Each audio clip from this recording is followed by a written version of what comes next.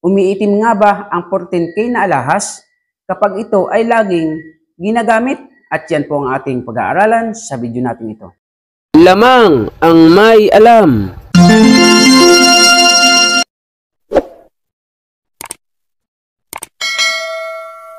Lamang ang may alam. Pagkilatis ng ginto'y eksperto po. Magandang panahon po sa inyo mga kaibigan ko dito sa ating channel More Than Treasures. Kumusta po kayong lahat at nawa po ay nasa mabuti tayong kalalagayan, ligtas sa anumang sakit at karamdaman.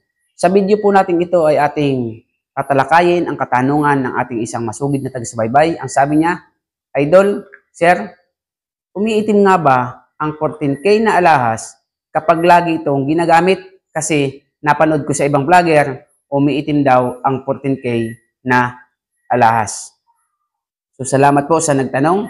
Salamat sa inyo. Shoutout sa inyo mga idol. Sa video po natin ito ay sasagutin ko ng naayon lamang sa aking sariling karanasan at sa sarili ko pong kaalaman base po sa aking experience sa pamimili ng alahas. So, mga ka-More Than Treasures, sa aking pamimili po ng alahas, wala pa po akong nakita na 14K na yan po ay umiitim kapag ka po suot-suot ng may-ari. Kasi halos lahat ng kilatis ng ginto, lahat po ng kilatis ng ginto ay nahawakan ko na at nakabili na po ako. Pero, uulitin ko po sa inyo, karamihan at marami po ako nabibili ay ang 14K. Ngunit wala pa po ako nakita na 14K na umiitim. At hindi po yan talaga umiitim kahit na po acidic ka pa, kahit na po lagi mong suotin, wag mo na pong hubadin, araw man o gabi, hindi po yan nangingitim. Bakit? Kasi po ang nangingitim lamang na alahas na ginto, yun pong mas mababa na ang ginto kaysa sa tanso. Kasi lagi po magkalahok niyan, ginto at tanso. Pag mas mataas po yung porsyento ng tanso na nakalahok sa ginto, talaga po mangingitim ang alahas mo. Tulad po ng 10K, 375. Mas mataas na po yung tanso na nakalahok kaysa po sa ginto. Kaya ang 10K ay nangingitim po kapag tumagal. Pero sa totoo lang ang 10K po, hindi po basta-basta nangingitim kapag laging suot-suot ng may-ari. Nangingitim lamang po talaga ang 10K kapag po yan ay itinabi sa lagayan, halimbawa 10 taong hindi ginagamit, talaga pong umiitim po yan na namumula.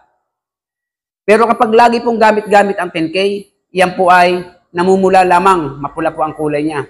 Ang talaga pong umiitim ng husto ay yung mga 9K at 8K pababa. Yan po talaga ang umiitim kahit laging gamitin. Pero yung 14K pataas, 585 po kasi yan, ay hindi po yan umiitim kahit lagi-lagiin mo pong gamitin. At ito pa po ang advantage ng 14K. Ang 14K po ay matibay kasi matigas po yan. 14K at 18K, matitigas po yan. Okay?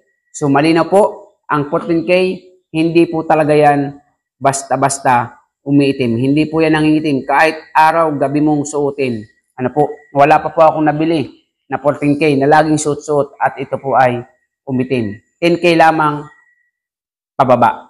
So nawa po sa katanungan ng ating kaibigan, ay nasagot ko po ito ng malinaw. At wag po kayong mag-alala.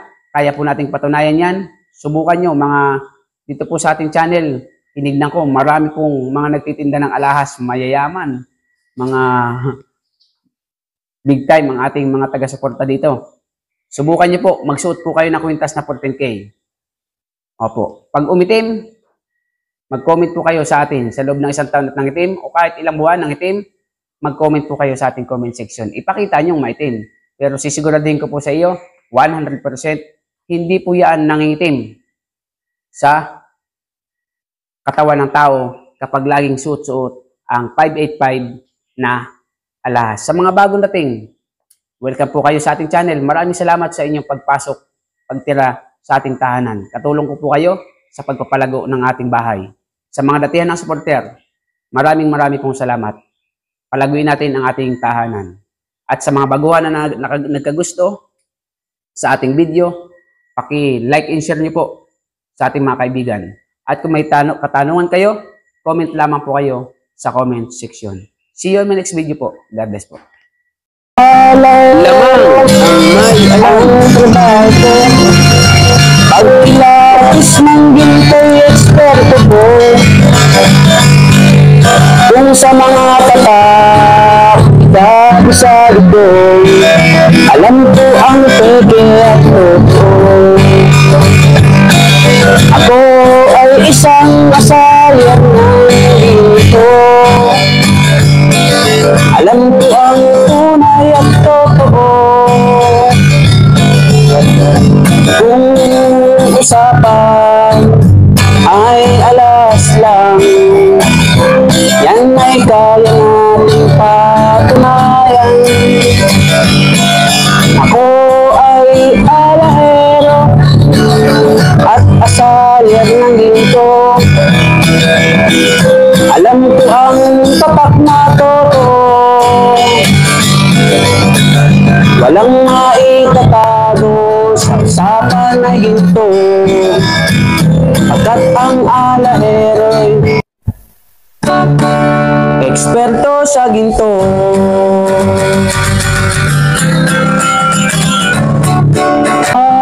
Lamang ang may alam. Ang trabaho ko, pagkilapis ng ginto'y eksperto ko. Kung sa mga tatak, ikabisado ko, alam ko ang peke at totoo. Ako ay isang asayan ng ginto. Alam ko ang tunay at totoo. Kung usapan ay alas lang, yan ay kaya nating patunayan. Ako ay alahero at asayan ng ginto. Alam ko ang tapak na totoo. Walang maitatago sa usapan ay ginto, pagkat ang alahero'y eksperto sa ginto.